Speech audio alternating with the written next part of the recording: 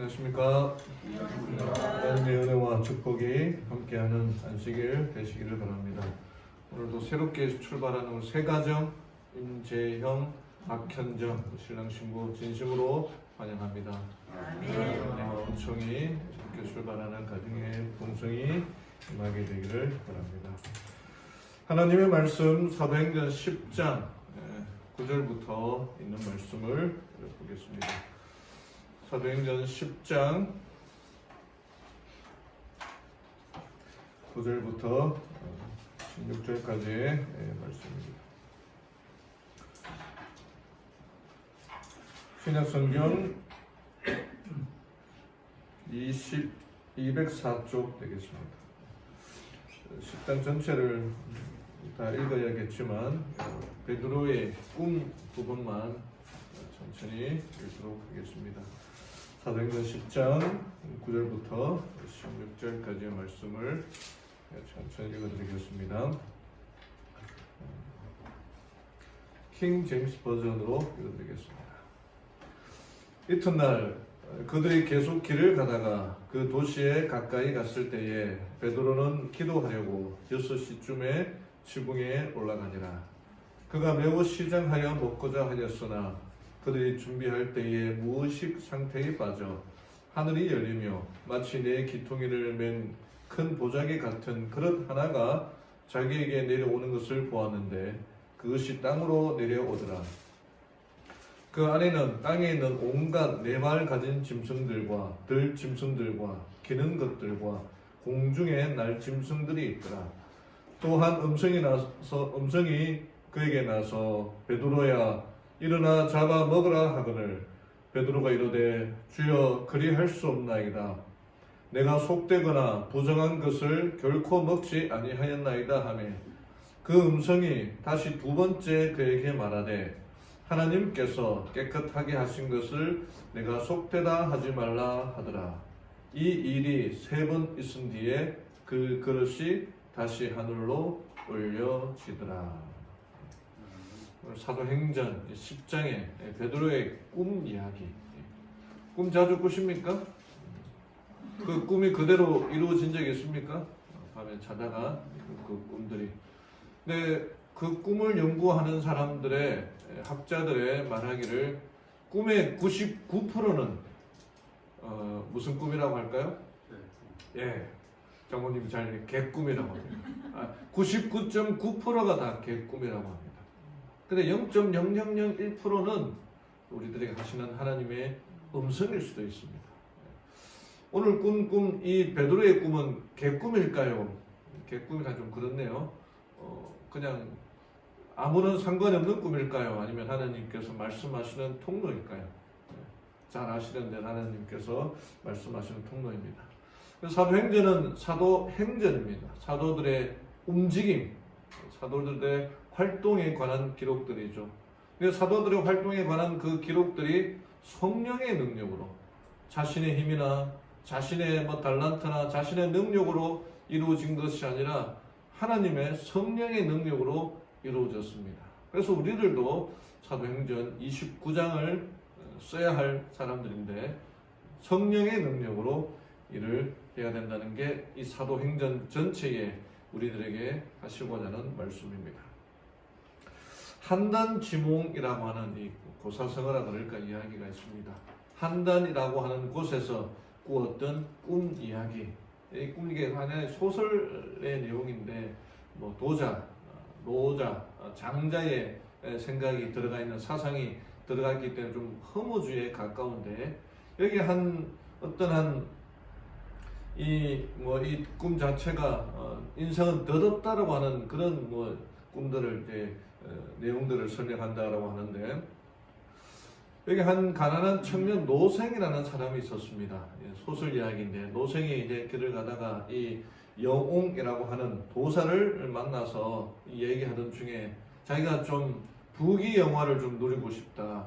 공부를 잘해서 과거에 급제해서 부귀 영화를 누렸으면 좋겠다라고 하는 이 노생의 말에 도사 영웅이 베개를 하나 주면서 그 베개가 양쪽으로 이제 터져 있는 베개인데 그 베개를 주고 이제 밥때가 다 돼가니까 조금 누워 있어라라고 그렇게 베개를 줍니다. 그래서 이 노생이 그 베개를 베고 잠깐 잠이 들었는데 그 베개가 점점 커지더니 기와집처럼 아주 크게 커지는 겁니다. 그래서 그 문으로 들어가서 한 여인을 만나서 열심히 공부해서 과거에 급제하고 그 다음에 정말 이제 승진하는 거죠. 승승장구해서 승진하다가 그만 또 이 모반했다. 이 변방의 장수와 내통해서 역적모의를 했다고 해서 또 변방으로 기항을 갔다가 다시 한 6년 만에 또 이제 복직이 돼가지고 이 또 나라를 위하여 열심히 일하고 끝내는 재상 영의정, 자의정까지 올랐다가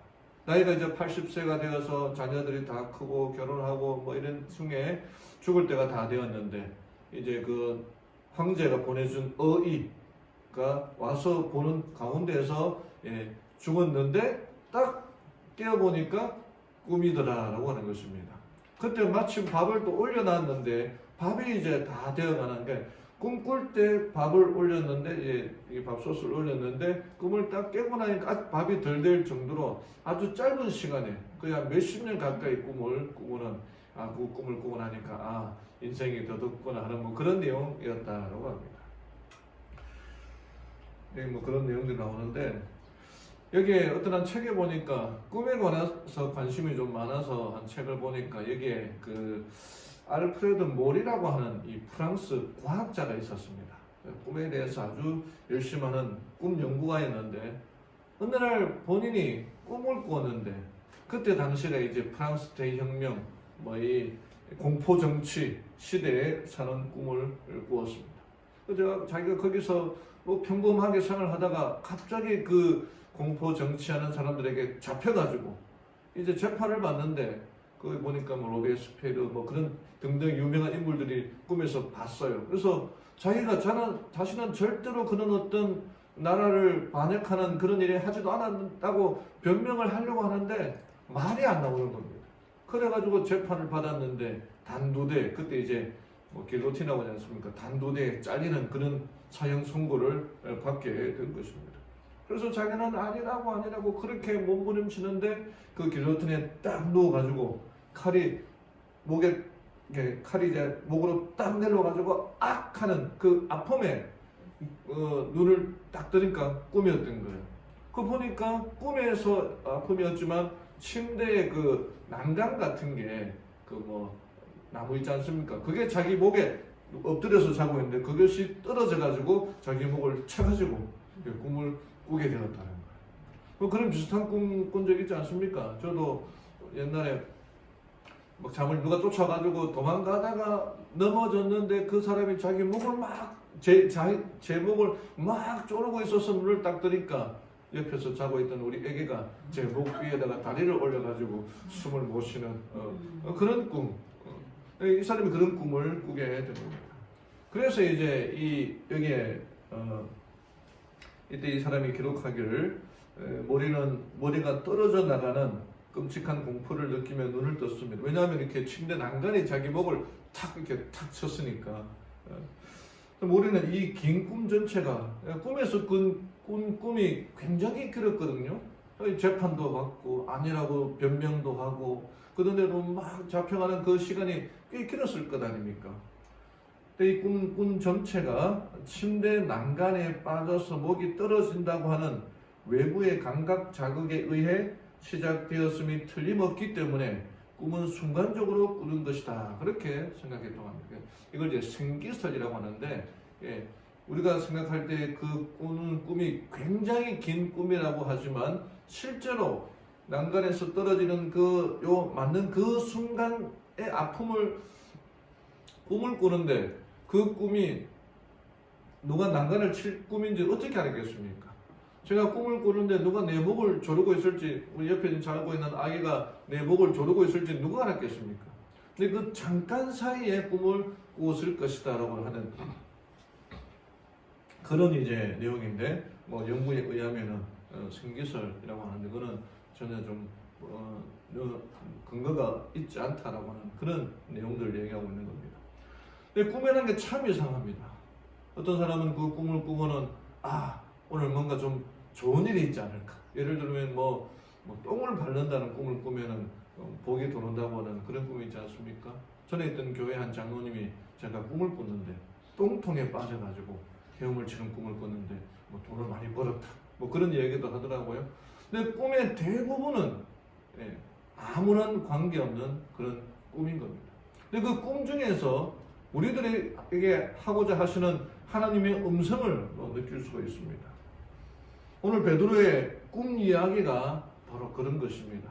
사도행전에 나타나는 여러 모습들이 어떤 때는 환상으로, 어떤 때는 꿈으로, 또 마지막 때가 다가갈수록 요엘 선지자를 통해서 말하기를 젊은이들이 꿈을 꾸고 늙은이들이 환상을 보면서 하나님의 음성을 듣게 될 것이라는 그런 약속의 말씀들이 있거든요. 그러니까 우리가 생각하기에 늘 말씀과 하나님과 연결되어 있을 때에 하나님의 음성을 듣는 훈련이 필요하다는 것입니다. 그 내가 나아가야 할 때 어떤 길을 가야 할 것인가, 어떤 결정을 내려야 할 것인가, 하나님께서 매 순간, 매 시간 우리들에게 말씀하시는데 그 음성을 듣는, 분별하는 훈련이 필요하다는 것이죠.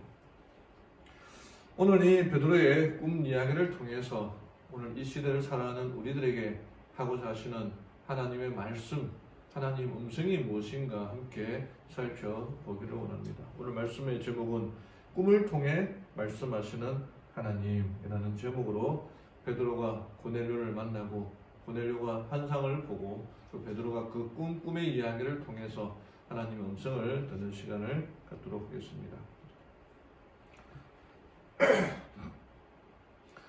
첫 번째로 배울 수 있는 것은요, 천사의 할 일이 있고 사람이 해야 할 일이 있다는 것입니다. 이게 3절부터 보면은 고넬료가 꿈을 꾼 것이 아니라 환상을 보는 장면이 나옵니다. 좀 읽어드리겠습니다. 하루는 9시쯤, 우리 시간으로 따지면은 유대인의 시간에다가 6을 더하면은 우리 시간이 되거든요. 3시쯤에 그가 환상 중에 하나님의 천사가 자기에게 들어와 이르되 고넬료야 하는 것을 분명히 보매. 과학자들이 얘기하기를 환상과 꿈은 비슷하지만 다른데 꿈은 좀 어렴풋이 보이는 거라고 한다면은 환상은 명확하게 보는 거다, 그렇게 말합니다. 하나님께서는 고넬료에게 환상을 통해서 천사를 보내셨고 베드로에게는 꿈을 통해서 말씀하는 장면을 볼 수 있습니다. 그가 그를 바라보고 두려워하여 이르되 주여 무슨 일이니까 하니 그가 그에게 이르되 내 기도와 구제가 올라와 하나님 앞에서 기억되었은즉 지금 사람들을 욥바로 보내어 베드로라 하는 시몬을 부르라. 그가 시몬이라 하는 무두장이와 피역이라고 개역개정판에 되어 있습니다. 함께 묵고 있는데 그의 집은 바닷가에 있느니라. 내가 마땅히 해야 할 일을 그가 내게 말하여 주리라 하더라. 고넬료는 이탈리아의 로마의 백부장이었습니다. 아주 중심되는 군대의 장관이었죠. 근데 그가 이탈리아 사람이었지만 유대인의 종교를 받아들이고 하나님에 대하여 아주 간절히 구하는 그런 사람이었습니다. 그래서 유대인의 관습을 따라 기도와 구제에 힘썼고 있었고 지금도 이 시간에 고넬료가 기도하는 중에 하나님의 천사를 보게 되는 것입니다. 이 고넬료가 하나님에 관하여 알기를 원했고 예수 그리스도에 관하여 알기를 원하고 있었고 그렇게 기도하는 중에 하나님께서 천사를 보내셨어요. 그러면 천사가 고넬료에게 성경을 가르쳐주면 되지 않습니까? 근데 천사의 할 일은 그런 일이 아니었습니다. 고넬료에게 성경을 가르치는 것이 아니라 고넬료로 하여금 베드로라 하는 사람을 찾아가라는 그 기별을 전하게 됩니다. 천사가 여기에 나타나와서 천사가 설교하고 천사가 성경을 가르치면 이곳에 사람들이 얼마나 많이 모이겠습니까? 근데 하나님의 사역 방법은 그렇지가 않다는 것입니다. 천사의 할 일이 있고 사람의 할 일이 있다는 것입니다. 그리고 천사가 나타나서 베드로를 만나고 베드로를 초청하라고 찾아가라고 그렇게 말씀하고 있는 것입니다. 리빙스턴이라고 하는 아프리카 선교사는 이렇게 얘기했습니다. 그리스도 한 분만이 세상을 구원하실 수 있으나 그렇다고 그리스도 혼자서 세상을 건지시지는 않는다. 예수님 혼자서 이 세상을 다 구원할 수가 있죠. 하나님의 아들인데 얼마나 능력이 많겠습니까? 근데 그렇게 하지 않는다는 거예요. 이 말을 화이트보이는 이렇게 설명합니다. 우리는 하나님과 같이 일하는 일꾼이 되어야 한다.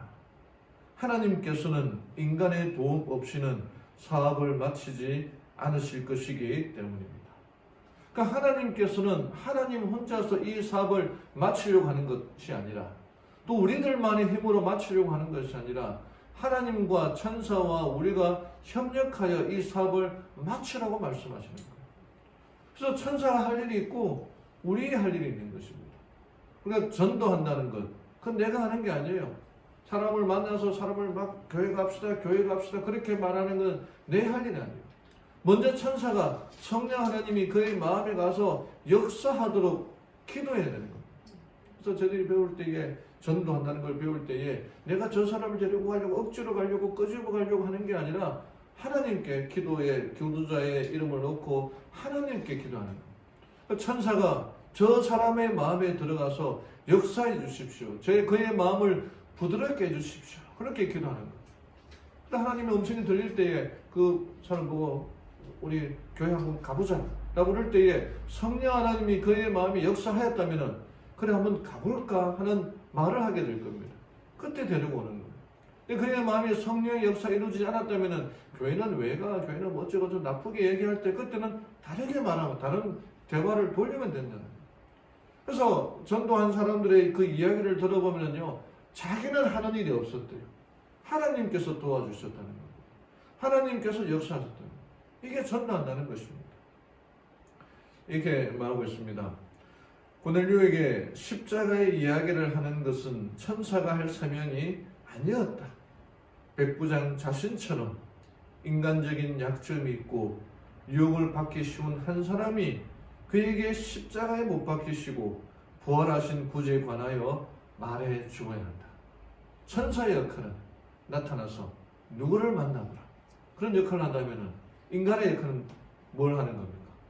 성경을 가르쳐주는. 우리가 배워야 될 게 뭐예요? 성경을 공부해야 된다. 어떻게 얘기하면 좀 뒤에서 다시 좀 말씀드리겠습니다만, 허드슨 테일러라고 하는 이 중국 선교의 아버지라는 분이 있어요. 이분이 정말 허드슨 테일러 유명한 인물이거든요. 이 사람이 중국에 오지에 가서 복음을 전하고 열심히 일을 하는데도 하면 할수록 되는 일이 아무도 없어요.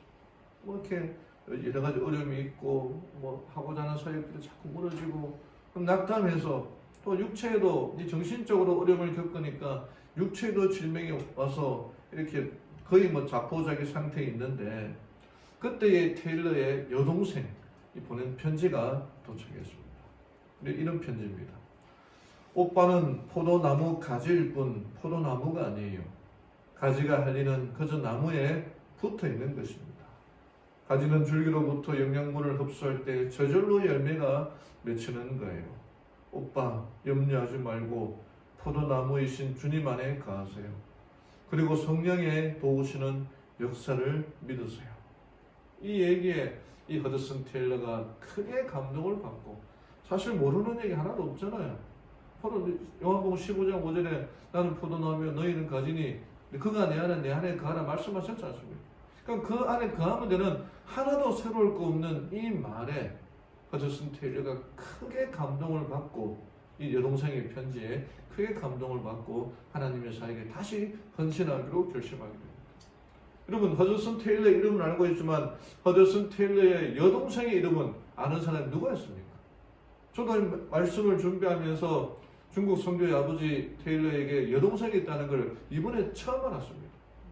근데 이름 없는 사람의 그 편지, 그 글에 의하여 크게 감동을 받고 낙담하던 마음이 사라지고 용기를 얻었던 것처럼 우리의 할 일이 그렇다는 거예요. 천사가 그 마음에 역사하도록 우리가 기도해야 되는 거예요. 요즘 이 카톡 홍수 시대에 얼마나 많은 카톡을 받고 있습니다. 어떤 한 사람이 좋은 글귀를 보내면은 그 글귀가 한 사람에게 오는 것이 아니라 좋다고 여러 사람들에게서 오는 일이 있지 않습니까? 그러할수록 우리가 받은 이 감동의 말씀을 나누는 일이 필요한 거예요. 내가 받은 감동의 말씀을 내 말로 설명해서 나눠야 되는 겁니다. 그러니까 남이 보내준 그 글을 읽고 그냥 제대로 읽지도 않고 또 다른 사람에게 보내주는 것, 물론 그 일을 통해서 하나님께서 역사하시죠. 근데 그 말씀을 받아들이고 내 마음에 적용하고 그 말을 인하여 기도하고 또 다른 사람에게 전하게 하는 일, 그게 바로 우리의 역할, 사람의 역할이라는 것입니다. 나의 감정이 필요해요. 내 얘기가 필요한 거예요. 베드로가 고넬료에 가서 설교한 것은 다른 사람이 하던 이야기를 설교한 것이 아니었습니다. 자신이 직접 경험한 예수님의 모습, 그 자신이 반성하고 있는 예수님을 부인했던 그 이야기를 통해서 그 설교가 고넬료에게 감동이 되었고 간증이 되었던 것처럼 나의 감정, 성경을 가르친다는 건 내가 받았던 그 은혜를 내 말로 가르치는 게 필요하다는 것입니다. 그 간증의 역사를 통해서 하나님과 협력하며 일하는 우리 모든 성도님들 되기를 간절히 바랍니다. 두 번째는 하나님의 음성을 분별하여 들으라는 것입니다. 10절에 그가 매우 시장하여 먹고자, 그러니까 정오가 되었을 때에 이제 배가 고프니까 음식 준비하는 사람들이 요리를 준비하고 있을 게 아니에요. 그때 이제 막 이 맛있는 냄새가 오른 상태에 이 베드로 역시 배고픈 상태에 그가 기도하는 중에 비몽사몽간에 꿈을 꾸게 됩니다. 어떤 꿈이냐? 하늘이 열리며 마치 내 기퉁이를 맨 큰 보자기 같은 그릇 하나가 자기에게 내려오는 것을 보았는데 그것이 땅으로 내려오더라. 보자기처럼 생긴 큰 그릇이 내려오는 거예요. 근데 그 안에 보니까 온 땅에 있는 온갖 네 발 가진 짐승들과 들 짐승들과 기는 것들과 공중에 날 짐승들이 있더라. 또한 음성이 그에게 나서 베드로야 일어나 잡아 먹으라 하는.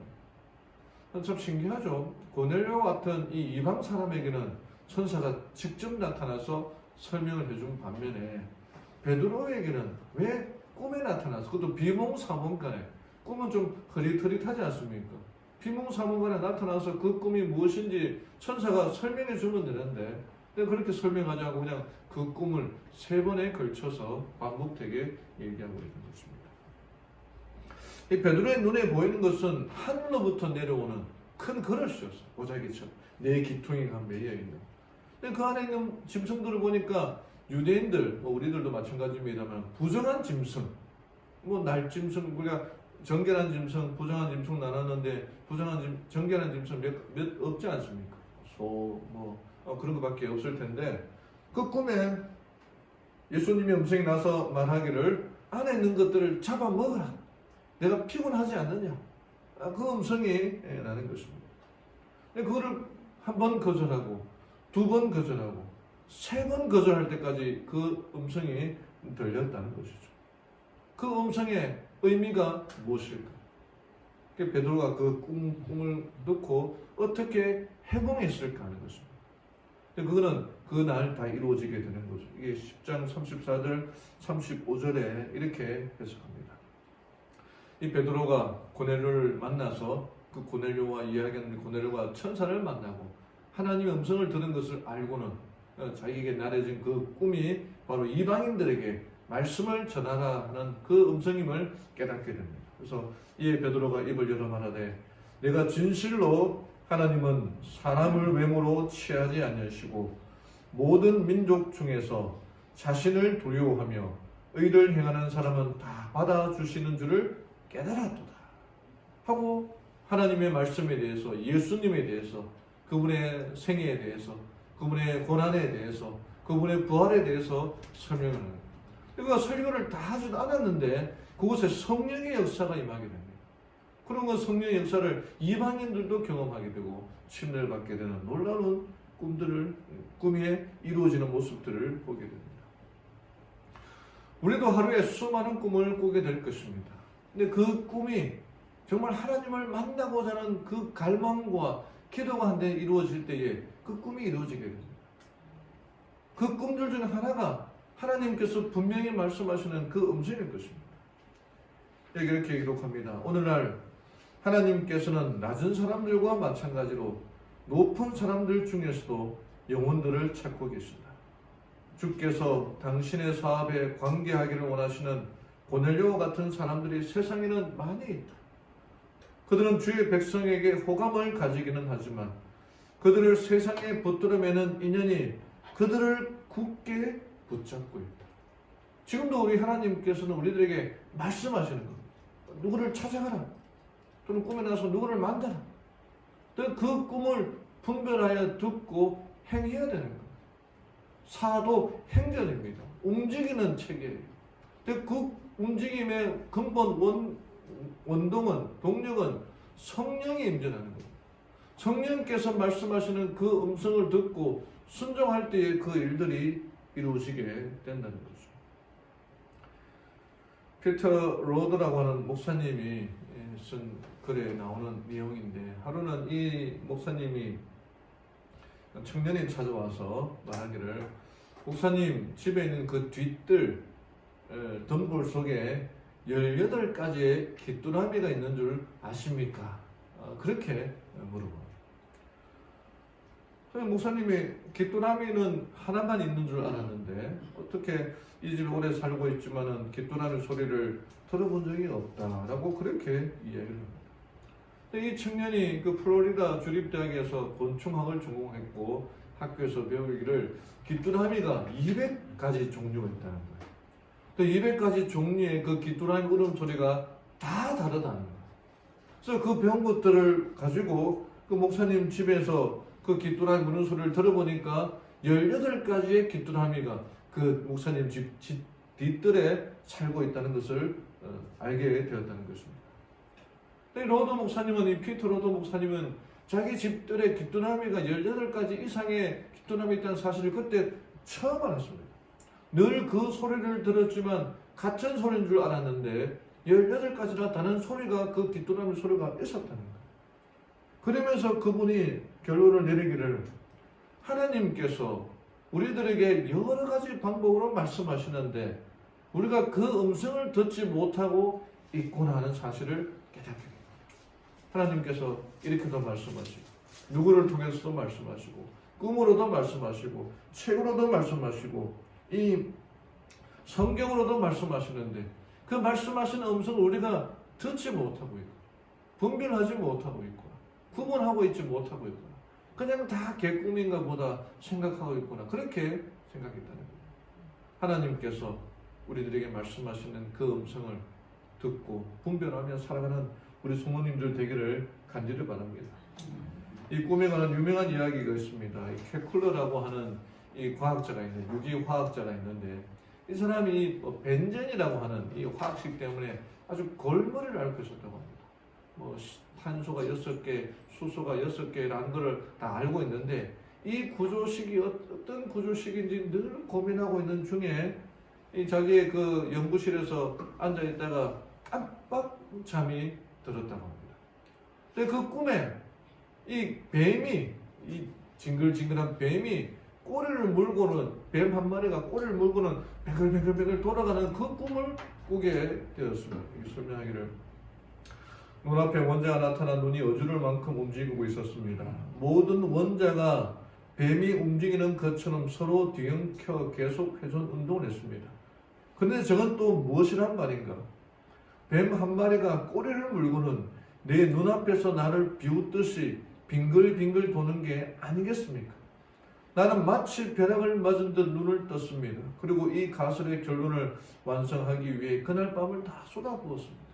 이 화학 구조식 때문에 머리가 아파서 고민하고 연구하는 중에 책상에 앉아서 공부하는 게 아니라 잠깐 잠든 사이에 그 꿈에서 이런 그 꿈을, 뱀이 이게 뱅글뱅글 도는 그 꿈을 꾸게 되었구나. 옆에 있는 이 케플러는 이 비와 같은 이 벤젠 구조식을 만들어내었다는 거예요. 그 사람이 어느 한 기념식에서 얘기하기를, 여러분 우리 꿈꾸기를 배웁시다. 그렇게 할 경우 어쩌면 진리를 발견할 수 있을지도 모릅니다. 그렇게 했다는 거예요. 그러니까 이 밤을 새면서 공부하는 것도 중요하지만 꿈을 꾸는 것도 중요하다는 거예요. 하나님께서 우리들에게 말씀하시는 그 음성을 들을 준비를 해야 되고 훈련을 해야 됩니다. 또 어떤 꿈이 어떤 사람에게는 개꿈일 수도 있지만 분명히 하나님께서 말씀하시는 음성으로 들릴 수도 있습니다. 그 음성을 듣고 분별하며 살아가는 우리 성도님들 되기를 간절히 바랍니다. 세 번째, 마지막으로 우리들에게 가르쳐 주는 것은 사람이 마땅히 할 일을 하라는 것입니다. 여기 6절에 고넬료에게 나타난 천사가 이렇게 말합니다. 그가 시몬이라는 무두장이와 함께 묵고 있는데 그의 집은 바닷가에 있느니라. 내가 마땅히 해야 할 일을 그가 내게 말하여 주리라 하더라. 천사가 나타나서 고넬료에게 성경을 가르쳐 주면 되는데 천사가 그렇게 하지 않고 베드로를 찾아가라. 그 베드로가 내가 어떻게 해야 할 것을 가르쳐 줄 것이다 라고 그렇게 얘기합니다. 이에 대해서 파이프에는 더 자세하게 이야기하고 있는데, 사도는 귀를 기울이고 있는 청중들에게 그리스도, 즉 그분의 생애, 이적, 배반당하심과 십자가에 못 박히심, 부활과 승천, 그리고 인간의 대표자요 대언자로서 하늘에서 행하시는 그분의 사업에 대하여 설교하였다. 베드로가 참석한 사람들에게 예수를 죄인의 유일한 소망으로 지적할 때에 그는 자신이 전에 보았던 계시의 뜻을 더욱 충분히 깨닫게 되었고, 그의 마음은 그가 제시하고 있는 진리에 대한 열심으로 불타올랐다. 베드로가 오전에 꿈을 꾸고 오후에 가서 그 다음날 고넬료에게 설교하면서 예수님에 대해서 설교를 했는데, 그가 설교를 하면서 자신의 그 꿈에 대하여 이해를 하게 된 것입니다. 그러니까 사람이 해야 할 일이 무엇이냐, 베드로가 해야 할 일이 무엇이냐, 예수님에 대해서 연구하고 가르치는 것. 그분의 생애, 이적, 배반당하심과 십자가에 못 박히심, 부활과 승천, 그리고 인간의 대표자여 대원자로서 하늘에 행하시는 그분의 사업, 예수님의 지성소 봉사, 우리가 어렵다고 생각하는 걸 베드로는, 어부 출신인 베드로는 그것을 다 알고 그냥 있는 그대로 설명했다는 거예요. 우리도 이와 같이 성경에 관하여 알고 있어야 되는 거예요. 예수님이 지금 뭐 하시냐? 지성소 봉사를 하고 있다. 그럼 우리는 뭘 해야 되느냐? 그에 대해서 알아야 된다는 것입니다. 우리가 계속해서 지금 코로나 때문에 이 11시에 예배를 시작하게 되는데, 우리 안교장님하고 좀 의논을 해서 다음 주부터는 이제 비록 아직 1.5단계, 1단계 유지가 되고 있고 또 여러 가지 이런 그런 경우들이 있지만은 다음 주부터는 이제 10시에 예배를 시작하기로 그렇게 하려고 합니다. 그래서 잠깐 안식학교 시간 갖고 간증의 시간 갖고 교과 공부를 좀 하려고 합니다. 새롭게 시작하는 세계에 맞춰서. 교사들은 내가 반원들에게 가르치려고 하는 마음으로 오는 것도 좋지만 나눠주려고 하는 마음으로 와야 되고, 함께 공부하고 있는 우리 반원들도 교사들에게 함께 나눠주려고 하는 마음으로 와야 됩니다. 우리가 안식일 지금 파트너가 나온 지 꽤 오래되었지만 음식들을 준비해 올 때 늘 자기들이 잘하는 것을 준비해 오지 않습니까? 그 음식들을 준비함으로 말미암아 풍성하게 나누는 것처럼 교과에 있는 내용들을 다 공부하고 다 연구하고 다 가르치려고 하지 말고 그 중에 한 가지 내가 받았던 그 은혜를 나누러 오는 거예요. 그렇게 우리가 지금 교과가 어떤 사람에게는 매우 깊은 부분일 수도 있고 어떤 사람에게는 좀 얇은 부분일 수도 있는데, 그에 대한 좀 부담감 없이 내가 받은 그 은혜를 나누는 시간으로 가져오면 되는 겁니다. 너무 어렵게 너무 많은 것을 하려고 보다 우리 교사 되는 분들은 반원들에게 한 가지, 마치 음식을 준비해 오라는 것처럼 하나만 준비해 오십시오라는 그 마음으로 나눠주시고, 반원들은 그 하나를 갖고 일주일 동안 연구하고 내 마음에 새기고 적용함으로 그래서 어떻게 적용할 것인지를 나누는 시간을 가져야 될 것입니다. 그런 마음으로 준비를 해요. 우리가 음식들을 맨날 똑같은 반찬, 똑같은 밥 해온다 하더라도 그것이 어떤 상황에 따라서 맛있게 느껴질 수도 있지 않습니까? 제가 교회 처음 오는 사람들 얘기를 들어보면은 늘 하나가 차는 말이 교회 밥이 너무 맛있다는 거야. 집에서 가져오는 거잖아요. 집에서 더 특별하게 가져옵니까? 물론 그런 경우도 있겠죠. 그래서 가져와서 그 상황에 맞게 먹기 때문에 맛있게 되는 거예요. 내가 집에서 성경 공부할 때 좀 어렵게 느껴지고 좀 이해하기 어렵게 이렇게 되는 거지만 가져와서 함께 나눌 때에 오히려 쉽게 되는 거예요. 여기 베드로도 자기가 청중들에게 설교를 하면서 자기가 꾸었던 그 꿈이 생각나면서 쉽게 이루어지는 모습들을 볼 수 있지 않습니까? 그럼 우리가 말씀 연구에 대해서 너무 지금 부담을 가져서 아예 안 하려고 하는데 그렇게 하지 말고 그냥 매일 먹는 밥 반찬 먹듯이 성경 말씀, 매일 보는 성경 말씀을 하나하나 새겨서 그것을 나누는 시간을 가져야 한다는 것입니다. 모든 내용을 다 이해하려고 하지 말고 더 많이 가르치려고 하지 말고 서로 나눔의 시간, 아름다운 교제의 시간이 되기를 간절히 바랍니다. 그래서 다음 주부터 이제 다시 저녁 예배는 좀 그렇다 하더라도 안식일 우리 오전에 10시부터 시작해서 안식학교장의 인사와 그다음에 이제 반별로 나눠져서 교과 공부를 통해서 점점 우리가 영적으로 성장해가는 그런 경험이 있게 되기를 바랍니다. 한 두 가지 얘기만 드리고 오늘 말씀을 마치겠습니다. 1970년대까지만 해도 아무리 힘이 센 역도 선수라 하더라도 500파운드를 들어올릴 수 없을 것이라고 말했습니다. 왜냐하면 500파운드를 인간이 들어올리면은 그 무게를 주체하지 못해서 들어올린 사람이 이 무게가 다 이렇게 어스러진다고 그렇게 생각했었습니다. 여기 한 역도 선수가 있었습니다. 바실리 알렉세예프라는 역도 선수가 역도 세계 선수권에 나갑니다. 아주 유력한 우승 후보였습니다. 당시에 모든 사람들의 관심은 이 사람이 우승하느냐 우승하지 않느냐에 관심이 있는 것이 아니라 과연 이 사람이 500파운드를 들 것인가 말 것인가 하는가에 관심이 있었습니다. 알렉세예프가 1차 시기, 2차 시기를 건ጥ리 들어올리고 이제 3차 시기에 모든 사람들의 이목이 집중되었습니다. 이미 금메달은 딴 거나 다를 거 없었습니다. 이 선수가 이제 3차 시기에 500파운드를 신청할 것인가 말 것인가에 사람들이 다 관심을 가지고 있었는데 막상 그 무게를 보니까 그가 신청한 무게를 보니까 499파운드였습니다. 많은 사람들이 탄식을 하면서 이렇게 했습니다. 네, 알렉세예프가 3차 시기에 499파운드를 그뜰이 들어올렸습니다. 환호성과 함께 정말 긴 탄식이 관중들에게 나왔습니다. 500파운드도 들어올릴 수 있었을 텐데. 근데 단상을 내려가는 이제 그 무게를 들고 이제 내려가는 그 사람의 뒤로 방송이 들리는데 진행 요원의 실수로 지금 들어올린 무게는 499파운드가 아니라 501.5파운드입니다. 라는 방송이 들렸어요. 장내의 사람들이 그냥 많은 사람들이 크게 소리쳤습니다. 500파운드 인간이 들어올린 거죠. 그런데 더 놀라운 것은 그 해에 500파운드를 들어올린 사람이 6명이나 되었다는 거예요.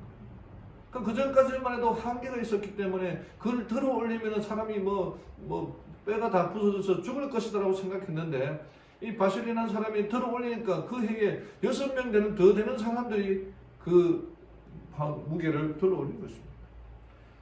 한계는 이런 말이죠. 한계는 우리가 정하지만 그 한계를 뛰어넘는 것도 바로 사람이다. 성경이 이렇게 말합니다. 빌립보서 4장 13절에 내게 능력 주시는 자 안에서 내가 모든 것을 할 수 있느니라. 여러분 교회 다니면서 못한다 그런 말 할 때가 있을 겁니다. 그럼에도 불구하고 내게 능력 주시는 자 안에서 내가 모든 것을 할 수 있다는 이 약속의 말씀을 믿고 살아가시길 바랍니다. 우리 또 운동하시는 분들이 있는데 아이고 나는 안 돼, 나는 못해 그런 말 하지 말고 기도하면서 한번 운동해 보시고 기도하면서 성경을 연구하면서 나눔의 시간을 가져보시길 바랍니다. 왜? 하나님께서 우리들에게 약속하셨지 않습니까? 내게 능력 주시는 자 안에서 내가 모든 것을 할 수 있다. 분명하게 말씀하셨지 않습니까? 지금으로부터 약 70년 전 미국 미시간의 한 고아원에 아주 불량스러운 한 아이가 맡겨지게 됩니다. 이 아이는 늘 그 아이 안에 있는 아이들과 싸우고 애들을 두들겨 패고 싸움만 했었습니다. 어떻게 조절할 수 있는 그런 학생이 아니었습니다. 아주 골치 아픈 아이였지만 그 아이를 맡았던 베라다라고 하는 선생님은 이 불쌍한 아이를 항상 안아주면서 말씀하시기를 하나님은 너를 사랑하신다. 큰 꿈을 가져라. 근데 그 선생님의 품에 있을 때에는 그래 좀 온순해졌지만은 또 나가면 싸우고 나쁜 짓을 하고 말썽을 피우고 이 소년의 행동에 변화가 없어서 끝내는 쫓겨나게 됩니다. 고아원에서 쫓겨난 이 소년은 그제서야 자기에게 큰 꿈을 가지려고 말했던 그 베나다 선생님의 가르침을 깨닫게 됩니다. 그래서 어떻게 살아갈까 고민을 하다가 어렵게 이 피자집에 피자 가게에 취직을 하게 됩니다. 그리고 베나다 선생님이 말씀하신 큰 꿈을 가져라, 하나님은 너와 함께 하신다는 그 약속을 믿고 정말 성실하게 살았습니다. 근데 자기가 이런 탤런트가 있는 줄 몰랐어요. 여러분 이렇게 그림이 나옵니다만 이 피자를 만들 때 이 도우라고 하죠. 이 도우를 이렇게 넓게 펴는 게 돌리는 게 있는데 하나님께서 이 소년에게 특별한 탤런트를 주셔서 피자 도우를 11초 만에 이렇게 가다랗게 만드는 재주를 주신 것입니다. 그러다 보니 이 아이가 열심히 일하고 하니까 금세 수급도 오르고 점점 성장하면서 매니저가 되고 또 많은 돈을 모으게 되었습니다.